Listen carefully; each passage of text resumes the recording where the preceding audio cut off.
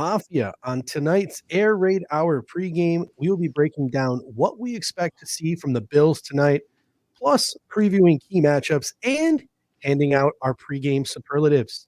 But first,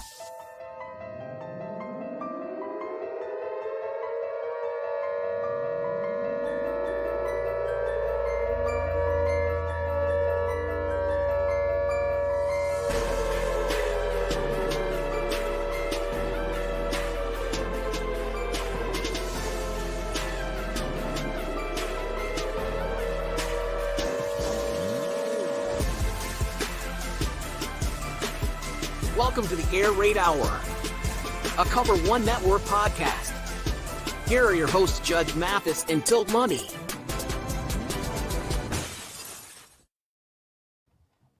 welcome in, ladies and gentlemen, to the Air Raid Hour Buffalo Bills pregame show presented by the Cover One Sports Network and Picasso's Pizza. We're going to get things rolling in a moment this evening, talking all things Buffalo Bills. Obviously, the Vita Vea news, the Ed Oliver news, the Kaiir Elam news, the Andy Isabella news, a whole bunch of things to cover tonight. And we will be joined, since this is technically his time slot that we are invading here, ladies and gentlemen, Thomas DeLoss of the BFLO Late Night Podcast. How are you doing this evening? What's going on, guys? It's a fun Thursday. Let's see if we can get back on track. Is it a fun Thursday? Is it a fun Thursday? I don't think we can call it a fun Thursday until about 3.5 hours from now. I don't know if we're allowed to label it yet. Well, it's fun because I'm here with you. So we'll start there. But no, this has been a torturous 4 days, and I'm ready for it to be back to normal. If the weather is any indication, we might be in for a good night because it's Buffalo, New York in late October. And the weather this evening for Thursday Night Football, 60s, cloudy, which doesn't really matter at night. That's pretty good for a Buffalo night in October. And there should be no issues tonight with the weather. No issues with the weather, and this can go one of two ways. Obviously, last weekend did not go well, and the weekend before, waiting through all the way to Sunday night just to have all of that anxiety all the way through. So maybe in a blessing in disguise for the Bills to be on a short week this week after that really tough loss to the Pats, to get right back at it and potentially just start this week off on a good note and make us a little bit happier going into the weekend, less anxiety and all of that. So let's just hope that that is the case after tonight's game. So let's get into the Buffalo Bills inactives for this evening. Dawson Knox placed on IR. No player has been signed to replace him yet. Buffalo Bills get a little jump start on the rest of the NFL. They got about 4 days, maybe even more than that, if they go into Tuesday or Wednesday of next week to fill that 53rd roster spot. So Dawson Knox is out. Quentin Morris is out. We're down to one legitimate tight end in Dalton Kincaid. Balon Spector is out with a hamstring. Jermaine Ifedi, usual healthy scratch. Alec Anderson, usual healthy scratch. Damar Hamlin, usual healthy scratch. And then practice squad elevated Josh Norman will be taking the place of Buffalo Bills first-round pick Kaiir Elam. This is the second year in a row on Thursday Night Football that the Buffalo Bills have healthy scratched Kaiir Elam for a veteran that they picked up off the streets. Last year, Xavier Rhodes. This year, Josh Norman. Thomas, I'll start with you. What are your thoughts on the Kaiir Elam inactive? Because that's probably the big news from the Bills side outside of Ed Oliver being active for this game. Well, I'll say this. I don't think anybody thought in the Lord's year of 2023 that in the same day we would hear Josh Norman's name and a potential rumor of Derrick Henry to the Bills. So aside from that, the Kaiir Elam news, as surprising as it is, I don't think any of us should be really surprised because, you know, he from training camp had his issues, preseason had his issues, really didn't get playing time, was a healthy scratch for the first couple of games, then got in and didn't really excel. So, I mean, in this moment, in another game where the Bills are kind of reeling, there's a lot of issues going on in that defense. Maybe Sean McDermott, a guy who kind of lives and dies with the not only culture side, but stability and consistency, having a guy that's tried and true like Josh Norman, who knows his system, who's been with him since Carolina, having him come in and maybe just kind of keep things, or at least the ship steady. it seemed I know it's crazy. He's long in the tooth. He's 35, as am I. But I hate to say, you can't get much worse than the way Kyrie Elam has played recently. And it's interesting too. Obviously, Jamarcus Ingram doesn't get the call up because he's only got one left. And someone said just because he's called up doesn't mean he's going to play. That's 100% true. It would take an injury to Dane Jackson or Christian Benford for Josh Norman likely to see the field. Another way of looking at this too is the trade deadline is Tuesday. Kyrie Elam, despite the fact that he didn't get an injury designation, was on the injury report all week with an ankle. If you're the Buffalo Bills, we had this discussion, like, is the Buffalo Bills are definitely going to go play more man-to-man defense. Why would they draft a man-to-man corner when they're primarily a zone team? But here we are a year and a half later, and they're still a primarily zone football team, and Kyrie Elam doesn't seem to be a schematic fit. Something either went awry, something that they thought they could develop in him, they haven't been able to develop in him. With the trade deadline 5 days away, the Buffalo Bills could be looking to cut bait 5 days from now, and they don't want him to get hurt over the course of these next 5 days. They're not going to get nearly the return on their investment than they made, but this could legitimately be a situation where the Bills are looking to jump ship on Kyrie Elam. Are you buying that at all, Dave? I'm buying that he's not a fit, and I'm buying that I'm sure they'd love to get some kind of value out of him, but his value is at an all-time low right now. Mm-hmm. And like the fact of the matter is you have to go back and think about if he wasn't a schematic fit, were you just drafting the athletic traits? Okay, I can maybe understand that, but like this defensive coaching staff in the past several years with guys like Levi Wallace, with guys like Josh Norman, with later round guys, Dane Jackson, have really been able to coach up the defensive secondary, notably at the corner position, with not so much in the cupboard as far as high draft capital.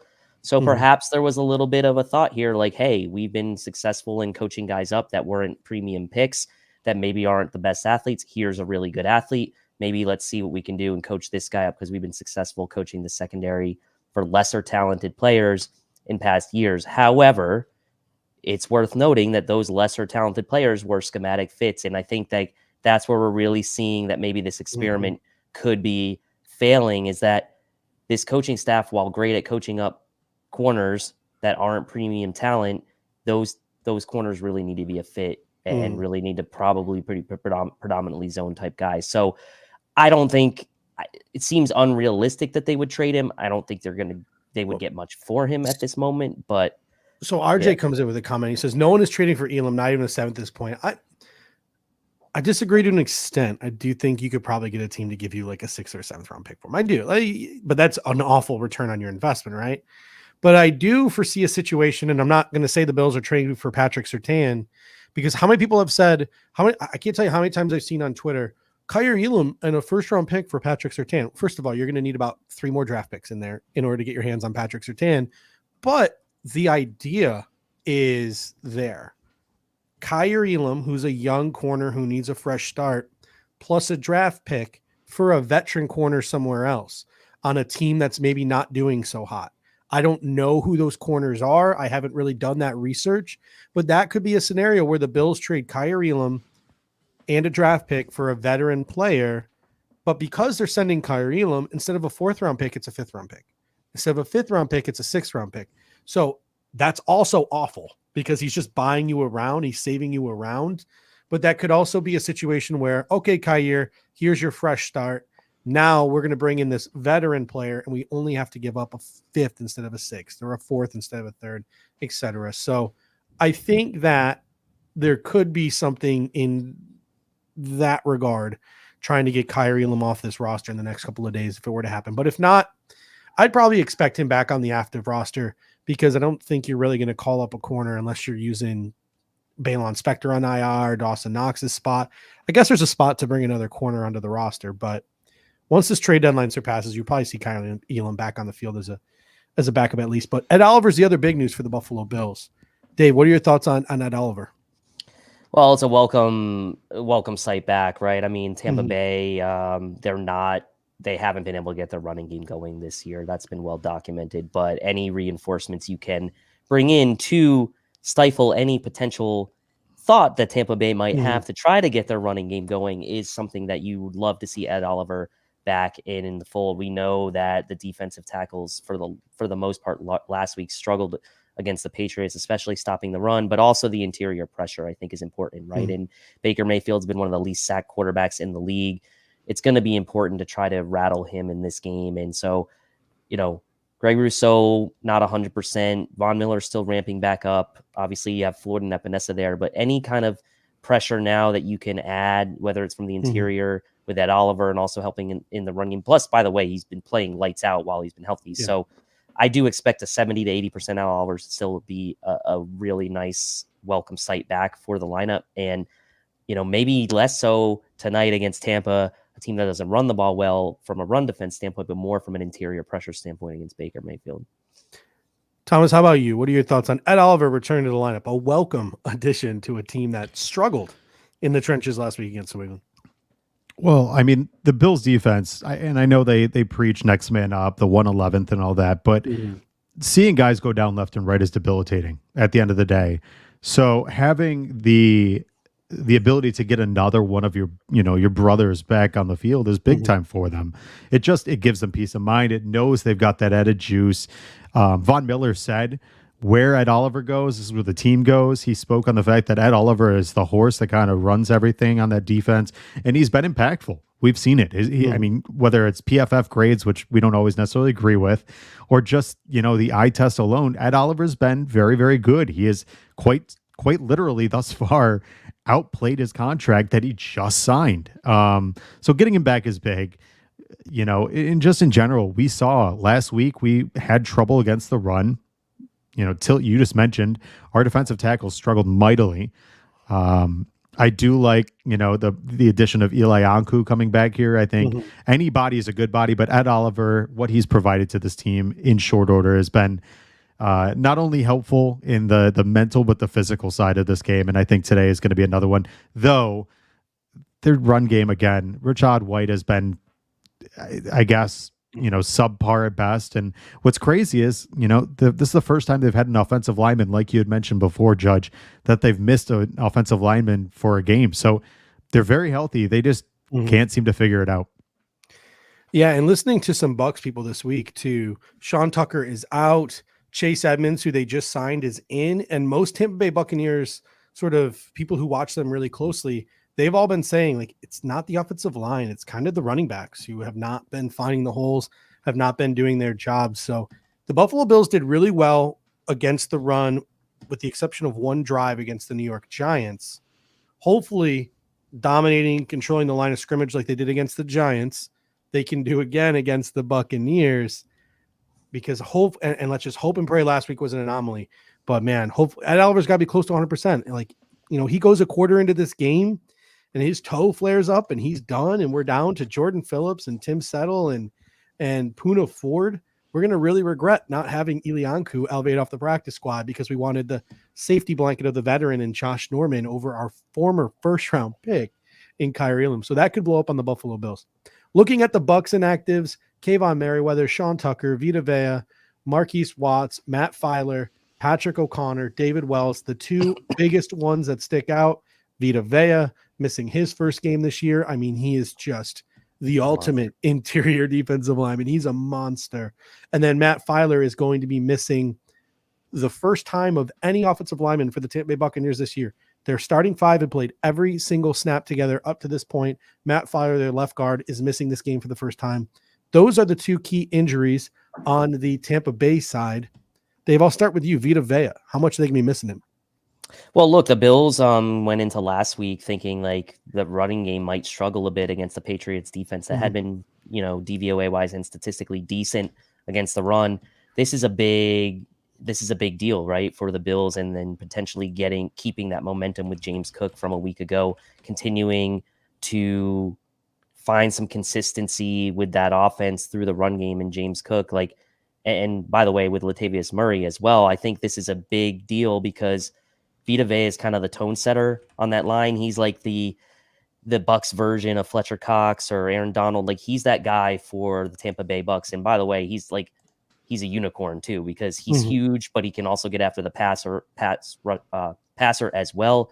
His pass rushing grading on PFF, and really just if you look at him on the tape and see that he's collected himself a fair number of sacks already so far this year, is another factor that maybe is underrated for Vita as well. So that's a huge deal. Josh kind of leaving the pocket maybe early at times last week because of pressure coming up from up the middle, Vita Vea being out. Maybe the Bills can kind of hold up a little bit better on the interior this week. As we know, their line struggled a bit last week with some blocking, especially in the on the interior from a pass blocking standpoint. But this is really good news for the Bills, both in the pass game and the run game, because Vita Vea being that tone setter from the inside out for Tampa Bay is just, I mean, he's arguably their best, not just their best defensive player, but he's arguably their best player on the entire roster. Yeah, he is absolutely, as you mentioned, a unicorn. And our interior offensive line, like, they had issues last week. I remember, and again, I never had a chance to go back and watch the All-22 last week. I only had a chance to watch the broadcast because I missed a good portion of the broadcast because I was on vacation trying to watch from my phone. So then I went back and I watched the broadcast. And again, it's just the broadcast angle, but from the broadcast angle, you can see guys like Connor McGovern not getting the push they typically do. Mitch Morse getting pushed back into the backfield. Guys like Osiris Torrance getting pushed back. So hopefully they took that personally last week, and the interior of the Buffalo Bills offensive line shows up this week, because they will have their hands full. And Thomas, I'll just kick it back to you one more time. Matt Filer is out. So hopefully, number one, Ed Oliver can take advantage. And number two, maybe we see a little bit of the Buffalo Bills kicking guys like Gregory Rousseau and Shaq Lawson inside to try to create some havoc on the interior. Yeah, their offensive line has been hit or miss. I mean, healthy, Matt Filer not being in there is huge, but grade-wise, they've been very hit or miss, unfortunately. Yeah, they haven't been able to get to, why am I completely forgetting their Baker Mayfield? Yeah. We haven't been able to get to Baker very much, but this is an opportunity. And, that's all you really need in these type of games is against a team that's reeling. Short rest. Granted, we've had short rest, but a lot of times defense has the upper edge. What I will say, the one thing I did want to mention about the Vita Vea thing is out of qualifying interior defensive linemen, he ranks 11th out of 122. His three counterparts are 100, 111, and 109. So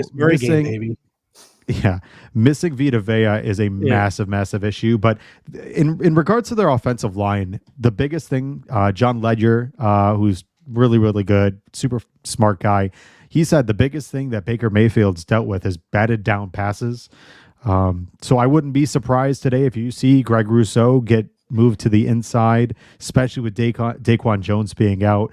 A lot of people talked in the offseason, the Maserati, I'm not going to be Gus Johnson here, but the top end defensive line for the Bills would be Vaughn, Leonard Floyd with Ed Oliver and Groot. You might see that tonight. And the other thing about this, folks, is the Bills, we've noticed this recently, play to the strength of the opponent. I think they're going to play up tonight. The Buccaneers are not a bad team. They're a team that is, I think, more up and coming than people perceive. They've got a lot of young talent littered in with some older guys. So I think this offensive line for the Buccaneers, though it on paper has not shown as many warts, I think the Bills could potentially show kind of how inexperienced they are, especially with Cody Mauch in the middle. All right, before we get into the talking Bills offense versus the Buccaneers defense, a quick word from the Cover One Buffalo podcast on the best ways you can support us here at Cover One. Many people ask us the best way to support us here at Cover One, and that is to sign up to become a Cover One Pass member. That contribution helps give us the access to all the data and information we use to create the content that you love. And I think most importantly, brings you into our community of insiders. It's a great community based on Slack. I know a lot of people don't want to be on social media anymore or be in on those conversations. We bring all of it to you right in our great community of educated fans. And most importantly, you get access to our content creators. Even better than that, everybody loves merch. You get awesome t-shirts, a cool decal, and a letter from the Cover One team signed directly to you. All for $60. That gets you the entire season, next year's free agency and draft. $60. Click the link in the description. Cover One Insider. Become one today. All right, now taking a look at the Buffalo Bills offense versus the Tampa Bay Buccaneers defense. Dawson Knox is still out, or is out for the Buffalo Bills. Quentin Morris is still out. And you also have Andy and Isabella being inserted into this offense for the Buffalo Bills. Last year, the Buffalo Bills led the NFL in 11 personnel. They were pretty much strictly an 11 personnel football team. That has sort of gone away this year, drafting Dalton Kincaid, having Dawson Knox. They've had 23rd in the league in 11 personnel usage. That's going to change this evening. And I think we're going to predominantly see, if not exclusively see, 11 personnel from the Buffalo Bills. What are your thoughts on what to expect from this Buffalo Bills offense that is now missing, even though a lot of people on social media have been pretty mean to him this week about his finger quotes stone hands? What do you expect from this Buffalo Bills offense minus a guy who wears many hats in Dawson Knox? Dave, I'll start with you. Well, you start taking a look at some of the analytics, right? The Bucs are fifth in DVOA against wide receiver number 2s, which does not necessarily bode well for a guy like Gabe Davis. They're fifth in DVOA against tight ends, but they're 22nd in DVOA against wide receiver 1. So you like that kind of matchup for Stefon Diggs in tonight's game, with that 11 personnel likely being a heavy usage as well.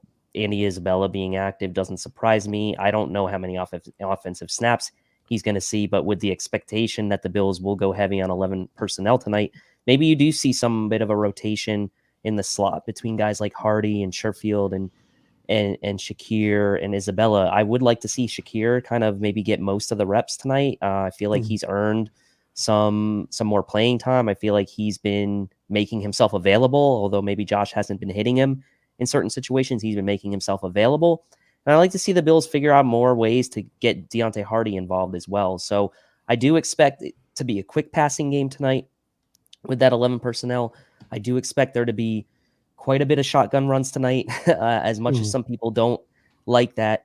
But I think ultimately where the Bucs can be beat is in the passing game, right? They're great. They grade out well as a good tackling team, 7th per PFF in overall tackling, but the 6th most yards allowed per game passing in the league, whereas they're 10th best in defending the rush as far as rushing yards allowed per game. So the one key statistic, and I put this out on Twitter earlier, is that the Bucs are dead last in the NFL on defense and third down conversion percentages allowed. They allow 50% conversion rates on third downs, even though they are 6th best allowed in the league at 17.3 points per game. They are a bend but don't break defense. They will give up third downs. They will let you march down the field, and then they tend to hold teams to field goals. So for the Bills tonight, in that 11 personnel, your alpha needs to shine against statistically a matchup that should favor him. And the Bills really need to punch it in the end zone tonight. Like, they need to start quick. They need to get in the end zone. They can't be settling for field goals. They need to kind of break through this Bucs defense, who is pretty good about not allowing points on the board. So yeah, it's going to be interesting. I wonder how much, we'll see from Dalton Kincaid tonight. Statistically, after that good game last week, as the Bucs have been pretty good defending the tight end, and they will have Levante David most likely roaming around Dalton Kincaid as well. So to me, the wide receivers really need to step up tonight. And then obviously we talked about with Vita Vea out, James Cook, Latavius Murray in that running game, and those guys, notably James Cook, getting involved in the passing game as well, should be a focus for the Bills. Yeah, Shakir and Hardy, those are the two guys that I'm going to have my eyes on the most as a fan watching this game. Obviously, we're going to be kicking it from 12 to 11 personnel. So who really fills that slot role? Is it a committee? They've been leaning towards Shakir, it seems, the last couple of weeks. So maybe it's Shakir, but you paid Hardy all this money, and Hardy's got the speed. So those are the two that I have my eye on. The wild card then is Andy Isabella, who's called up from the practice squad today. Oh, is he just going to take the pressure off Deontay Hardy maybe in the return game? Do the Buffalo Bills have some packages or some plays drawn up for him on offense, utilizing that speed? What kind of role is he going to play? And because I'm talking about Shakir, Hardy, and Isabella, that of course means Trent Sherfield's probably going to have his best game of the season for the Buffalo Bills. He's been playing well. He has been playing well. Eric mentioned it today. Like, he's been watching guys who aren't being targeted running their routes, and Trent Sherfield has been running some really good routes. He's just not being passed the football. So, Thomas, what do you think? Who do you think steps up, sort of fills this slot role for the Buffalo Bills? Or, just in general, what are your expectations for this offense, sans Dawson Knox? So I would hesitate to just say we go straight to 11 personnel. And the reason I say is Reggie Gilliam. The last time we had just Dawson Knox on the team, where Dawson Knox was the only eligible tight end, that was 13 seconds against the Kansas City Chiefs. And Reggie Gilliam ran with 12 personnel. Out of the 26 snaps that he played, 24 of them were as a tight end. So I think we could see him. The team trusts him. I think it wasn't so much that they didn't want him, it's just they just need him at this point. But I think Dalton Kincaid is not a traditional tight end in the sense, right? We know this. We had this offseason, shenanigans about whether he was a weapon or not. And I think it's going to pose some interesting threats because you could see him running in the slot, and purely his size and his speed make it just a mismatch. Even Levante David, even at his age, even being what he is still very talented. I think he's going to struggle against a guy like Dalton Kincaid. But I do agree. I think tonight's going to be one of those nights that I think Dorsey's going to lean into what he's already done. I don't think he's going to want to go too far out of pocket with what he deems as successful, because even though people don't agree with it, their EPA per play has been very, very good recently. And it's a short week too, so exactly. So I think doing very short to intermediate pass plays, though we don't see a lot of wheel routes. You saw a couple of them. I think things that are going to make it easy on Josh are going to be one thing. Though the one caveat to this, and I keep going back to this, is with the Bucs defensive line. They've got really, really small defensive ends and guys that are very inexperienced. Kalijah Cansey, even though he has played well, I think he could potentially struggle out the gate against the Bills' offensive line. So it's hard to say which direction they're going to go, because I don't think we've seen this Bills team put in this position. And I think it's really going to test what Dorsey and where he is at as an offensive coordinator, and whether he can actually pivot out of a kind of a weird situation. So I agree with what both of you said. I just think we pause because I think there's a couple different elements that could bode to being a very interesting game plan. I think Reggie Gilliam could actually have a nice little spot in today's game. The other thing that I'm going to keep my eye out for too, with Dawson Knox being out and the Bills maybe transitioning to 11 personnel, maybe using Reggie Gilliam in that 12 personnel role, is how this affects the running game. Because I think possibly we're going to see the Buffalo Bills have to run the ball in different ways. Is maybe a transition to more 11 personnel, if it happens, is this going to impact our pass to run ratio, which has been relatively balanced? I think our running backs have been getting a good number of handoffs so far in every game this season. Does this mean Josh Allen is getting involved more in the running game? The last time we played the Tampa Bay Buccaneers, and it was still a Todd Bowles defense back then, he was a defensive coordinator, now he's the head coach. The Buffalo Bills ran the ball 19 times. Again, we got down early in that game and had to come from behind, but Buffalo Bills had 19 carries, only 19 carries in that game against Tampa Bay Buccaneers last time we played them. 12 of them were Josh Allen runs, 4 of them went to Devin Singletary, and 3 of them went to Matt Breida. Like, the 2 running backs combined didn't even get over 8 carries. It was not very much a run-based game plan the last time we played this team. So what are your guys' thoughts on how Dawson Knox's loss impacts the running game? Is it David Edwards? Is it Reggie Gilliam in 12 personnel? Are we running more out of the shotgun? Are we involving Josh Allen more? Dave, what are some of the things that you think we're going to see this game? I think with the personnel you've got, and I think Thomas makes a good point about Gilliam, but I think with those smaller defensive ends, with Vita Vea out, with Tampa Bay being a really pretty solid tackling team, I think you spread them out to run the ball in this game. That would be my approach if I was the Bills and I was going to try to get the run game going. I think this is one situation where I would say spread them out, get in the shotgun, run out of shotgun, throw the quick passing game at them out of the shotgun. So while I traditionally, and the Bills have been really successful from under center and running play action and things like that under center, there will be times for that tonight. I think the Bills running the ball tonight from spread formations, to me, seems like a reasonable approach given the personnel that Tampa Bay has and who they're missing. I would like to see James Cook running into some pretty light boxes against an undersized defensive line for Tampa Bay. And I think that they could be successful in doing that. Not to mention, if you're doing that, a little bit of a tendency breaker. You don't know necessarily if the Bills are going to be running or passing out of that formation all night. And I do think that given the personnel the Bills have, being heavy on wide receivers, outside of, as Thomas rightfully says, maybe Reggie Gilliam does play some tight end snaps tonight. Mhm. Wouldn't surprise me if he did, because he's the only other one on the roster who can, or Edwards as an extra offensive lineman. Then I would expect there to be a pretty heavy dose of runs out of the shotgun tonight if the Bills do want to go with a bit more of a running game than they did the last time these teams played. Thomas, what are your thoughts on the Bills' run game and how the loss of Dawson Knox might affect it? Well, I mean, so the first couple of weeks, obviously the first game against the Jets was, I think, an anomaly. And then you saw against the Raiders and the Dolphins, I think the Raiders were just bad, and the Redskins or Commanders, were bad. Dolphins, they knew they kind of had to kind of play, shootout. The last couple of weeks, though, I truly believe that with the issues that they've had on defense, that Sean McDermott was protecting his defense by kind of leaning heavier into the running game, slowing the game down a little, slowing, but also kind of shortening the game down. Mm-hmm. I think you might see that again tonight. I know I'm kind of talking out of both sides of my mouth, but I really don't. I think this is a matchup in a short week. Short weeks potentially bode for injuries just because not a lot of rest, not a lot of rehab. They're not on their usual schedule. I think that this is the type of game that you're going to lean heavy into Latavius Murray. You're going to lean heavy into James Cook. Again, I think Gilliam also, plays a big role. I think maybe you see him line up as fullback tonight as well.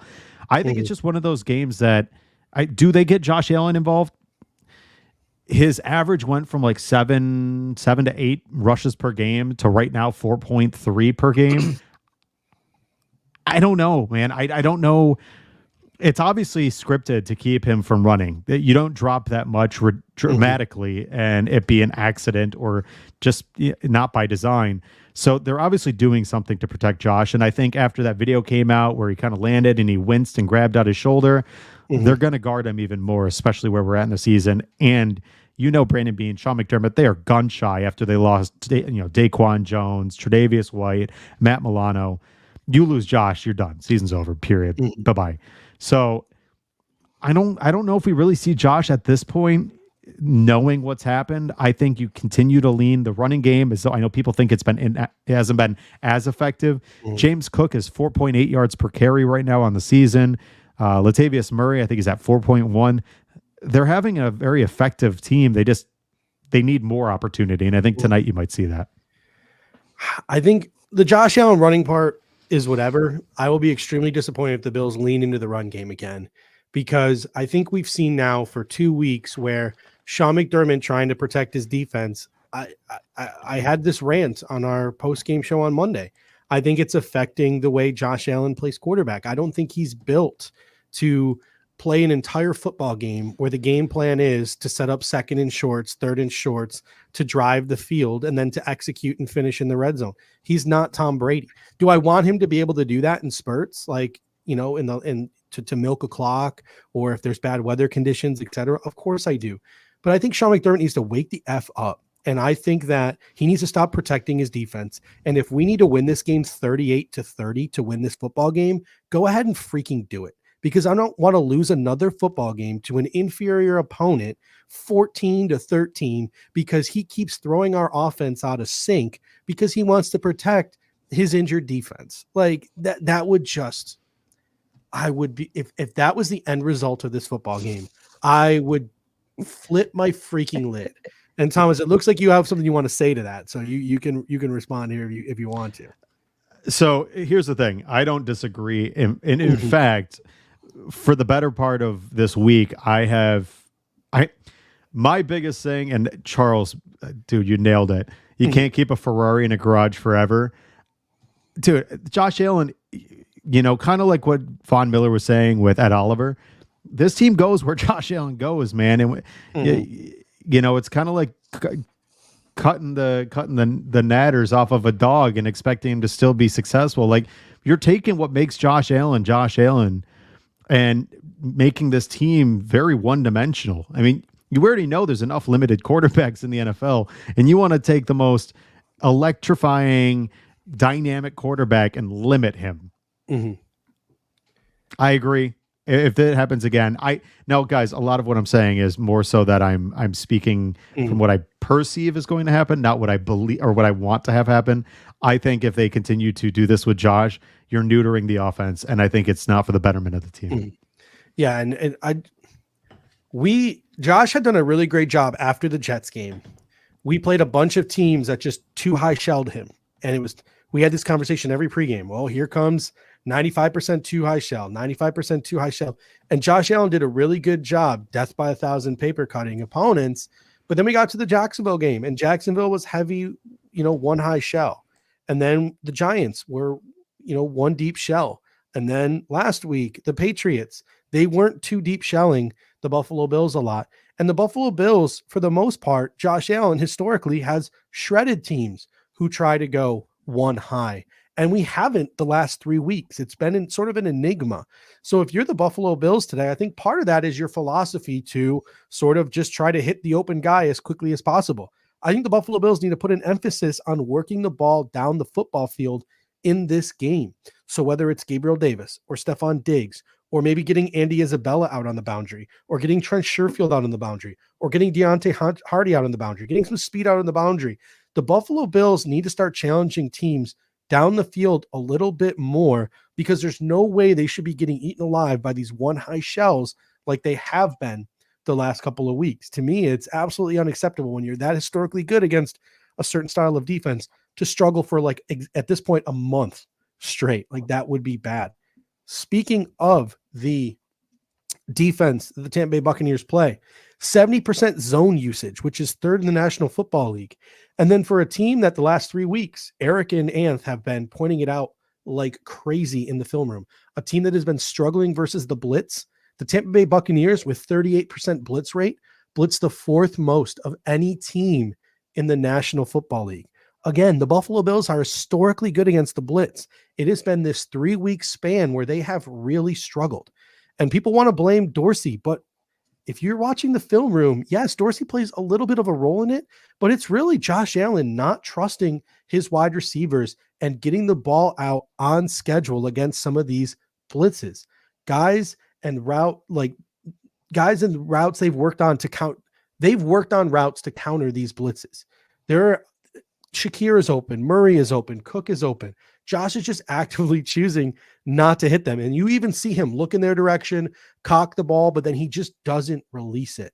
So, Dave, I'll start with you. What are your thoughts on how the Bills handle this pressure? What does Josh Allen need to do? Because with the Buccaneers, it's coming. Yeah, I think decisiveness is key, right? And I think that ultimately is part of this whole discussion around Josh Allen and like whether Sean McDermott's limiting or whatever. There is hesitation in his play, and that hesitation may be stemming from the fact that he feels like he's being coached to be limited, right? And while that may be predominantly related to him running the ball in years past, like he was playing free, decision making and decisiveness go hand in hand with being able to feel like you're playing free and playing loose. So to me, this comes down to decisiveness and eliminating the hesitation, because like you said, on the film, there are plays, there are counters to these blitzes that the Bills have drawn up, that Ken Dorsey has drawn up. These plays are available for the taking. If James Cook is available in the flat for what will be like an easy 6-7 yard gain, because some team's blitzing you, just take it, make that read and just unload it. So to me, I think this isn't necessarily about schematics or play calling or even anything like that. I think to me, this is about Josh Allen and his decisiveness and pretty much just saying, that's who I'm going to be tonight. And that's who I am. And really Sean McDermott in a way probably needs to kind of compromise a bit on this front, if that's the case, and kind of limiting Josh a bit in that sense. But to me, he's the one on the field. He can pull the trigger. I mean, I don't want to, obviously, I'm not trying to talk bad about him or anything like that, but like he needs to not hesitate and he needs to be more decisive. Thomas, the Buccaneers, fourth most blitz pressure in the league, or fourth highest blitz rate in the league. What's your level of concern, and what do you think the Buffalo Bills can do to counteract it? You're on mute. Did it to myself. I love what Tilt said. Tilt nailed it, in fact. Josh needs to get outside of his head. For the longest time, we sat there and said, go ahead, blitz, Josh. Josh will make you pay. Josh, for the last couple of years, has been very good against the blitz because he creates out of structure. That's what Josh needs to get back to. Josh needs to get back to that lethal weapon, that guy that when he is, rolling, whether it's out of play action or just literally creating on the fly, whether it's a scramble drill, that he is able to make you pay and make you pay dearly. That's what it comes down to. That's what it comes down to. When Josh Allen has the opportunity to run, God damn it, run. Go. Just take off and get those free, easy yards. I mean, I said it today. I've said it on my show last week. I feel like we've all said it emphatically. Josh Allen not running is only doing one thing, making the defensive coordinator's job that much easier, because Josh Allen is one of the most deadly runners. And I loved what Sal Capaccio said earlier today. He said, would you ever tell Lamar Jackson that he runs too much? No. Why would you tell Josh Allen, who is one of the most dynamic runners in the NFL, to stop doing what makes him so lethal? And even more than that, I'm sorry, it makes me so mad. Josh Allen, the 3 times he's been injured, has been in the pocket, not on the run. He has not been injured when he's been running. In fact, he's gotten better at sliding. You've seen it. He's protected himself on more and more occasions. So the pass rush, I think, to be honest with you, I think they've set up this offense in such a way that he has all the weapons he needs. I agree, Tilt. He needs to trust his eyes. He needs to trust James Cook, because James Cook has been open so many times and he just, for some reason, will not throw it to him. Josh needs to learn to trust what he has in front of him, whether it's Kincaid or Shakir or Cook. You don't have to force it to Stefon Diggs every single time, though I know it's the moneymaker. It comes down to, with this game, my fear is only if Josh plays a timid style of football. If he doesn't, and he goes back to electric primetime Josh Allen, this is going to be a game where Josh Allen's going to make everybody forget the last 3 weeks happened. It comes down to whether or not can Josh Allen just put the blinders on, forget the fact of what's happened before, and just play his style of football. And I really like this comment here as we wrap up sort of the offense talk here from TJ Summergray. He says, run power with Josh on the first snap. I actually had that thought earlier today. I was like, what the Buffalo Bills just came out in the first play, ran some kind of like QB trap with Josh Allen, just to like set the tone for the game, get Josh's juices flowing. So TJ, I'm with you. I think that might be a pretty good, I don't need the Tampa Bay Buccaneers the way the Buffalo Bills have been calling plays the first 2 months of the season. Would expect quarterback power on the first play of the game. So it could set you up pretty nicely if the Buffalo Bills do make that decision. So I think that's a good call from you there. Looking now for the Buffalo Bills defense, which I guess we got to talk about it, right? Against the against Tampa Bay Buccaneers offense, what are we keeping our eyes open for the most on defense? I think for me personally, it's Ed Oliver, right? How much does he play and how effective is he? We got Lord Kovacs coming here with the $1 super chat. Always appreciate you, Lord. Thank you so much. You want to throw a comment in there at some point, we'll be happy to throw your comment up as well, but we do always appreciate the super chat. I don't know. Ed Oliver is going to be the first thing I'm looking for in the Buffalo Bills around defense. How much he plays, how effective he is, how we control the line of scrimmage. But what are some things that you guys are keeping an eye out for? Dave, I'll start with you. Yeah, you start to look at like Tampa Bay's tendencies. They run empty 11.4% of the time. That's sixth highest in the NFL. Baker's a lot of times back there by himself. They're a single back 30.3% time, 30.3% of the time, which is third most in the NFL. Look, the Tampa Bay Buccaneers only have 2 games this year where they've rushed for over 100 yards. They're the 4th worst rushing team in the league. So Ed Oliver being back should ideally continue to keep that trend where it is for Tampa Bay.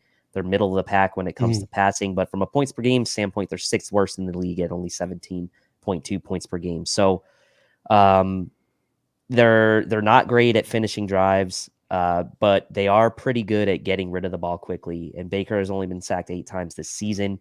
Of all quarterbacks who have started at least 6 games this year, he's been sacked the second fewest. Only Patrick Mahomes has been sacked fewer.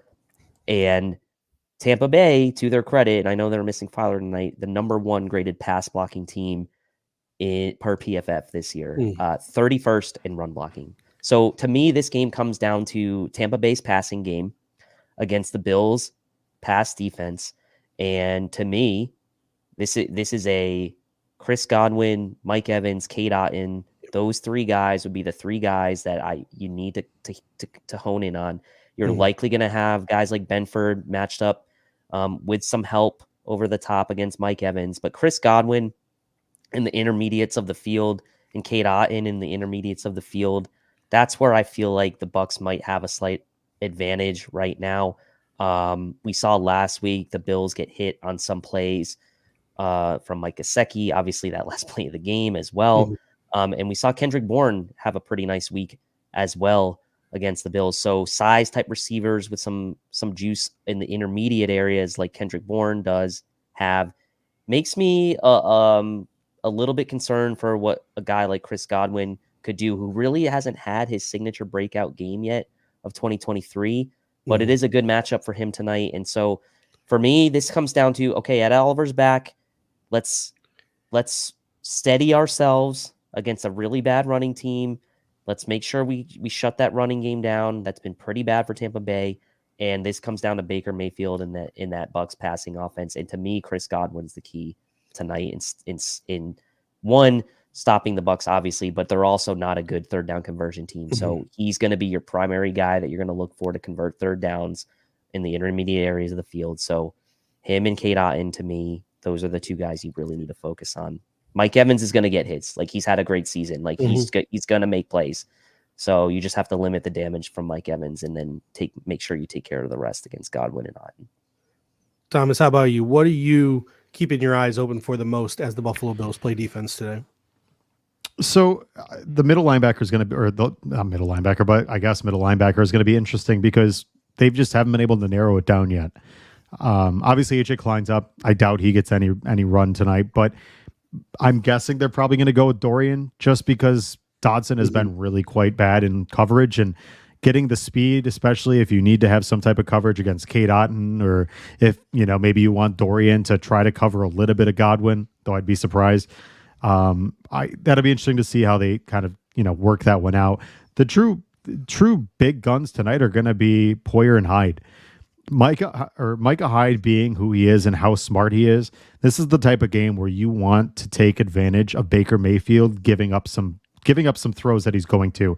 Baker Mayfield is notorious for putting balls in the air for defensive backs to come down with them. And on top of that, he's not very good at the deep ball. So if you can clamp that down, Tilt again, I hate that he keeps going in front of me because a lot of what he says is what I'm going to say, but it's okay. He makes it sound smarter than me. The one thing with it is, Mike Evans is going to get his. And in fact, I have him on my fantasy team. So like if he goes off and we win, cool. But Evans has done great, and you expect him to still do great. I think what it's going to come down to, I like what Dane Jackson, the one thing about Dane Jackson that I think, McDermott likes, he's steady Eddie. If he can keep things kind of consistent, if Benford can keep things in check, I think those 2 with Poyer and Hyde, they should be able to keep, Baker from really going off because he's had some good games. He had a good game against the Saints, but he's had some up and down performances. So, I liked, again, I was listening to WGR today a little bit. And one thing that people said was, well, if Baker could hit the deep ball, the Buccaneers would be 5-1. And I think it was Mike Schupp said, well, if he could hit the deep ball, he'd be a Cleveland Brown too. So it's one of those situations where I think if they go after him, I think the pressure pact of Leonard Floyd, Von Miller, Greg Rousseau in the middle, that's going to be huge. I think it really comes down to our defensive line. I think that's going to be big time. If you can get some pressure, you're going to cause Baker Mayfield to put the ball in harm's way, and that's where our secondary and our safeties are going to be good.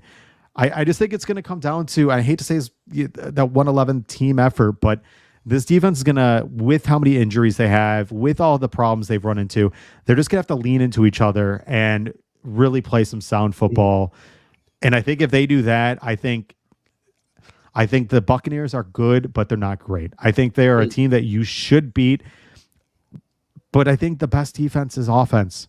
And I said it before, if the Bills get out fast, if the Bills score in their first 2 drives, I think this game's going to be over because you're going to stop their run because they can't run anyway and they're not going to be able to. So then you just clamp down on their offense and you just keep scoring.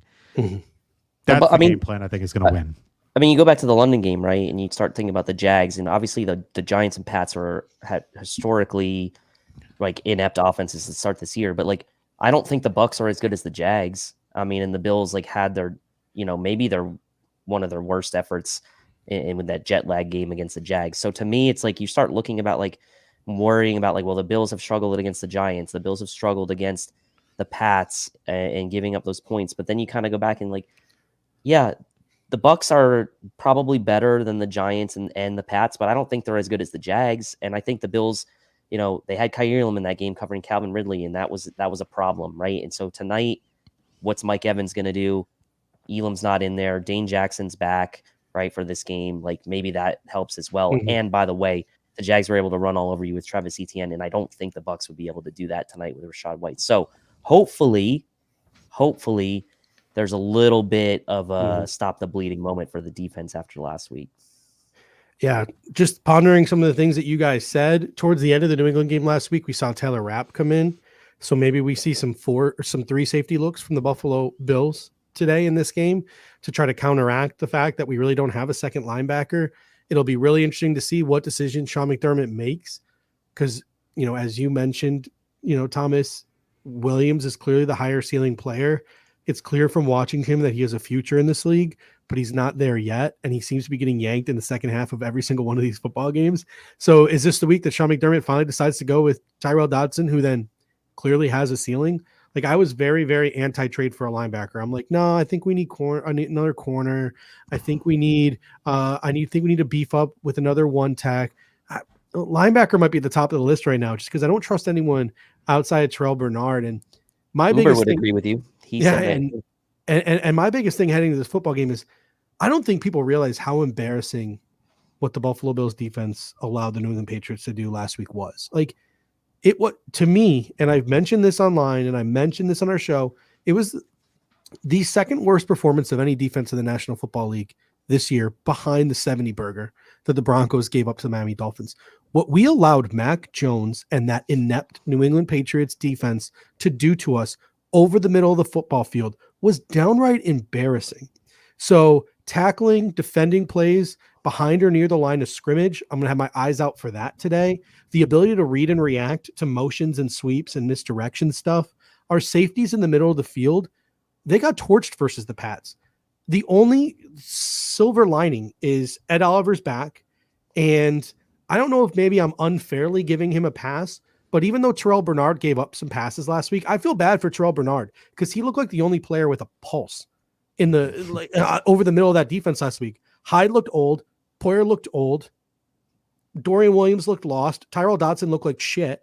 And the IDL were just getting pushed back. It was embarrassing. So if you're the Buffalo Bills, Robert Andrus comes in and says, with a super chat, I always appreciate you, Robert. He says, speaking of Hyde and Poyer, it's been a weirdly quiet season from the both of them.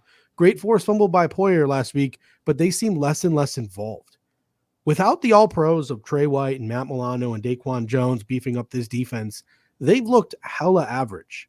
Thomas, do you have anything you want to say? Because that's my biggest concern is can our 2 former all-pro safeties step up and can the middle of the defense show a pulse again? I was going to mention this earlier about Kyle Elam. Mm-hmm. The freak out about Kyle Elam, I think, is amplified because of the fact that our defense is such a mess. Reality is, before, when this defense was playing fine, Kyle Elam was able to kind of like that Homer Simpson meme where he was able to back up into the bushes. I think he was able to kind of hide because the rest of the defense was good. But the problem is there's so many errors and so many issues going on with the defense that these cracks in the surface are starting to really become more than cracks, but more craters. And I think that's what this issue is. Like Jordan Poyer and Micah Hyde, they do look slow. They do look old. Granted, they are over 30, so it's not crazy to think that that's going to happen. But it's tough because, when you talk about them, you're like, yeah, they're going to do that. They're going to lock it down. And then you think like, yeah, but they've also had some serious miscues, some missed tackles, blown coverage. So, I'll be honest with you. Somebody asked me earlier today, how do I feel about today's game?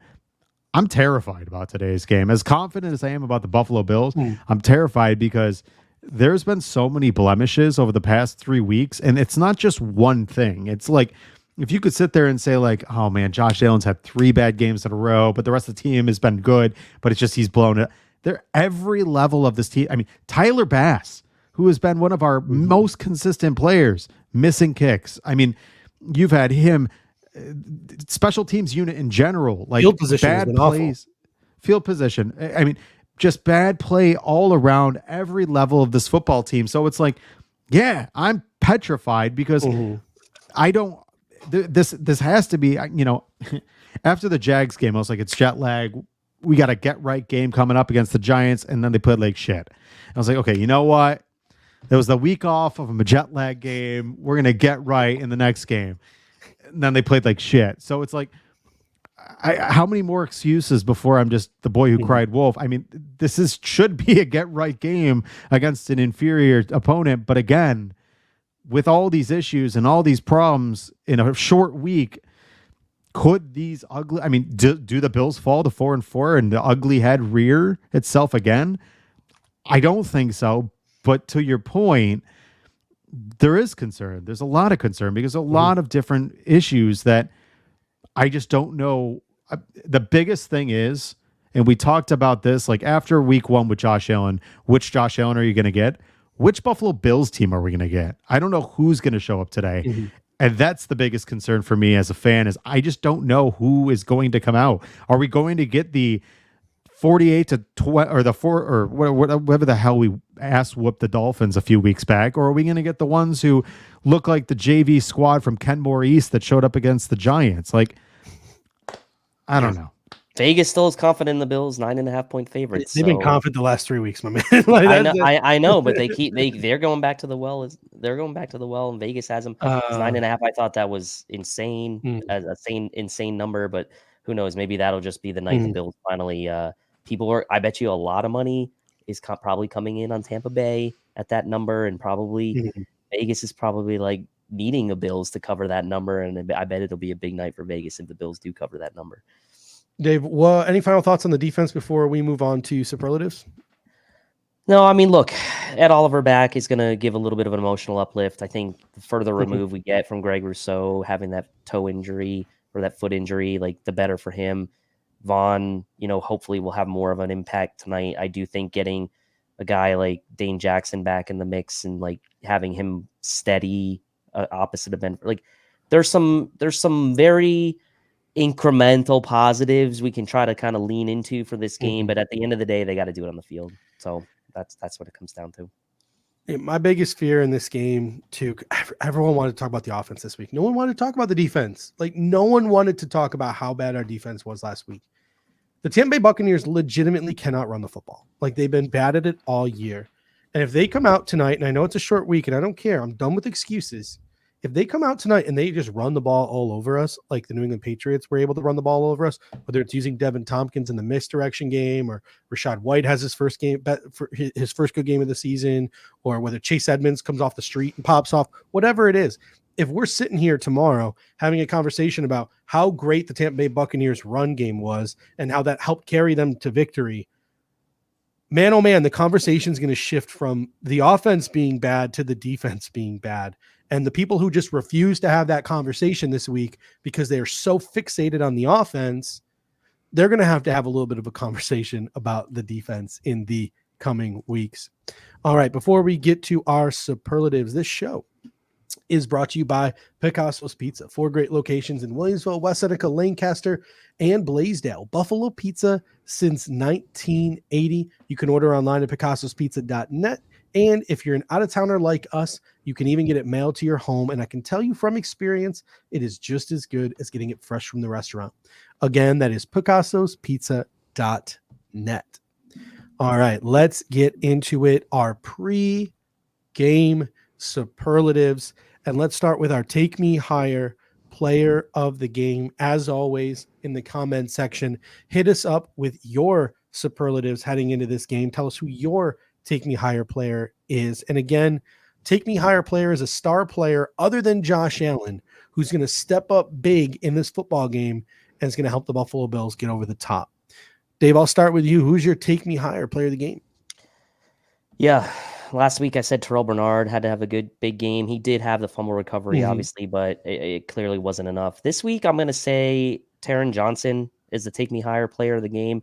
I think that after a really, really hot start to the season for him, I think, and obviously having the full arsenal of the defense around him probably certainly helped things, but he's going to be in the mix tonight, kind of helping with the likes of Chris Godwin and Cade Otton over the middle of the field. I think Taron Johnson with Chris Godwin in the slot is going to have his hands full, and I think he's going to need to have a big game tonight for the Bills to stay on schedule and get off the field on third downs. I think, to me, he's due for some kind of takeaway. Hasn't had one yet this year.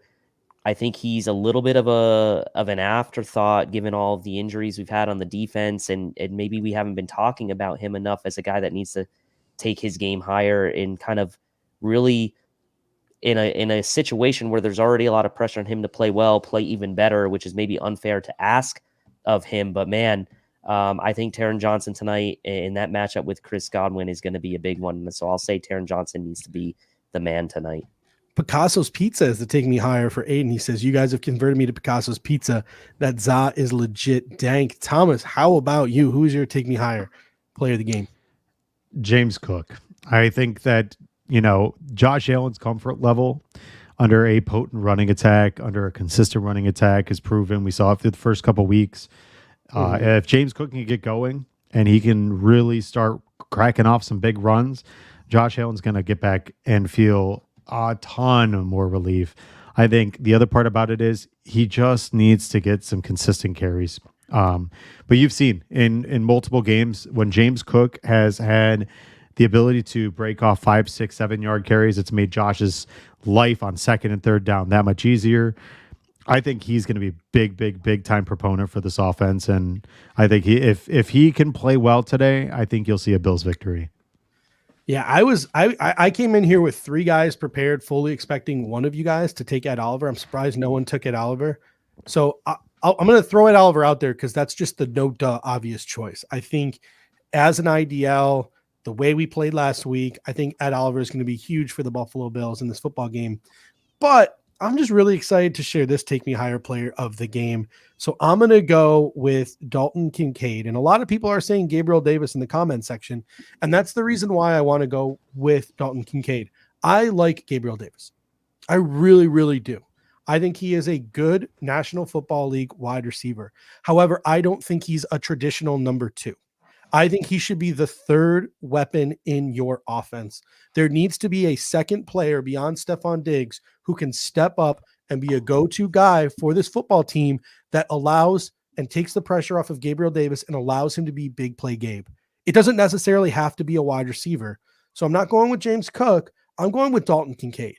He needs to come out here this game, and he needs to be a dude that Josh Allen can rely on, that Josh Allen can target consistently. And if you have Stefon Diggs who's targeted consistently, you have Dalton Kincaid who's targeted significantly, that takes the pressure off of Gabriel Davis. Gabriel Davis can start popping off again with his limited targets. He can hopefully get a large number of yards, make those big plays, and score those touchdowns that we're used to. So my take me higher player of the game is going to be Dalton Kincaid.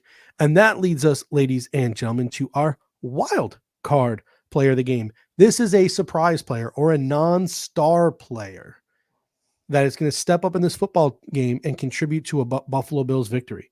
Thomas, you kind of were already throwing Reggie Gilliam out earlier. I don't know if you're going to use him again here as your wild card player, but who's your wild card player of the game? Oh, muted again. Boy, I'm such a rookie. I was gonna use him actually, but look at that. I'm actually going with O'Cyrus Torrence. O'Cyrus Torrence, I think he started off the season really, really hot. Last couple weeks, he's been a little bit rocky.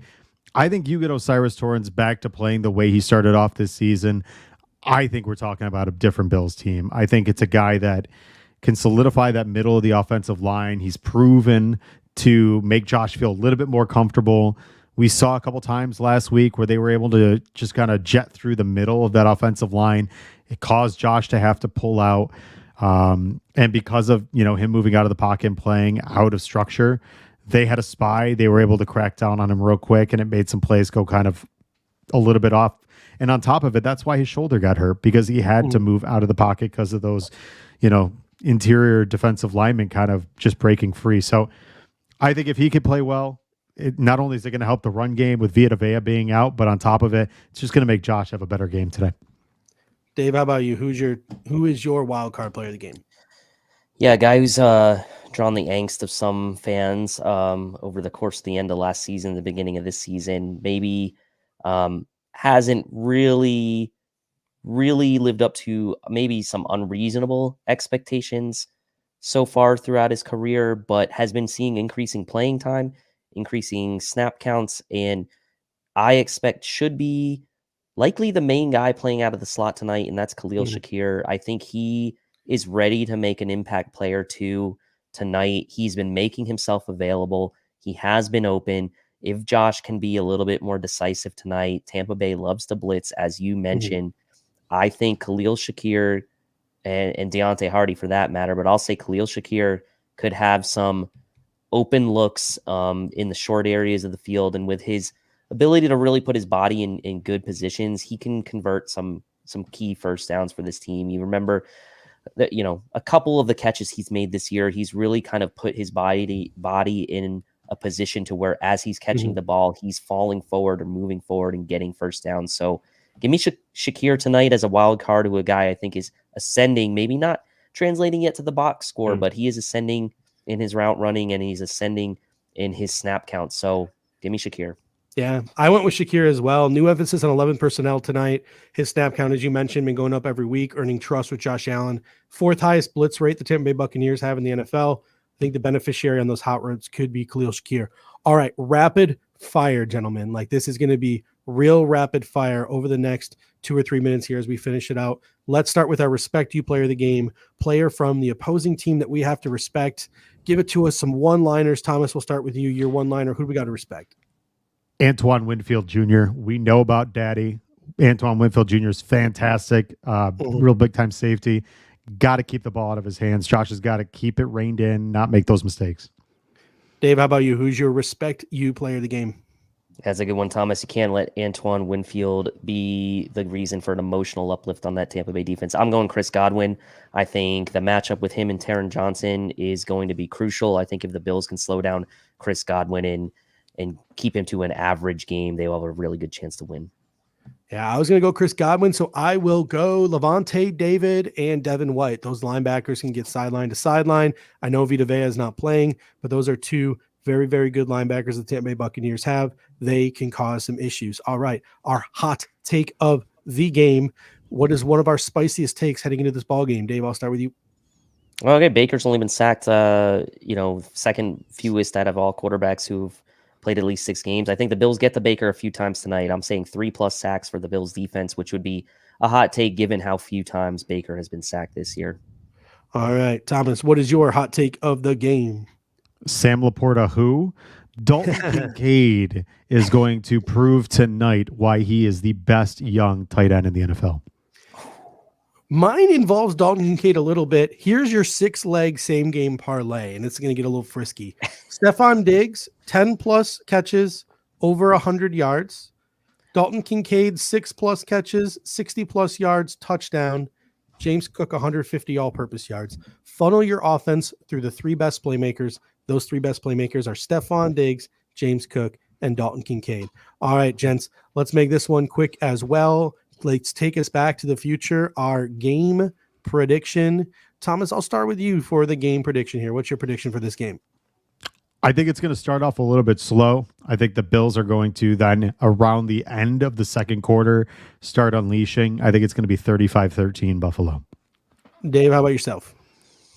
I'm going to believe it when I see it, so I think it's going to be a dogfight all night tonight, but I do think that the defense plays better tonight and the offense plays marginally better than they did the past couple games. Bills ultimately pull this one out 24-14. All right. I think Sean McDermott had a wake-up call last week, losing to an inferior opponent. I think he goes away with the long, plodding drives. I think he allows the offense to open up with Dalton Kincaid pretty much being the only tight end on the roster. I think it ends up being a shootout. I have no faith in the Buffalo Bills defense, but I do think the Buffalo Bills pull this one out in a absolutely anxiety-inducing game, 38-30 Buffalo. Terrible. All right, ladies and gentlemen, thank you so much for joining us here at the Air Raid Hour for our pregame show. The game is starting in legitimately 5 minutes, so go get yourself ready. Go get yourself prepared. Catch us again Monday night, 9 p.m. for our Bills-Bucs reaction. Don't forget the Cover One postgame show live with Greg and Aaron directly after this game. And don't forget David Fox always publishing his post-game report on cover1.football immediate following the game as well. So, all right, Bills Mafia, go get your beverages, your pizza, your wings ready. Go hit up the bathroom one more time. And until next time, gentlemen, go Bills. Go Bills. Go Bills. Thank you for watching tonight's episode of the Air Raid Hour. Make sure to hit that like button on the way out. If you are catching the show on demand, leave a reply in the comments section and we will respond over the course of the week. You can always listen to every episode next day on all major podcasting platforms, including Apple Podcasts and Spotify, by searching Air Raid Buffalo. Thank you for your continued support, and as always, go Bills!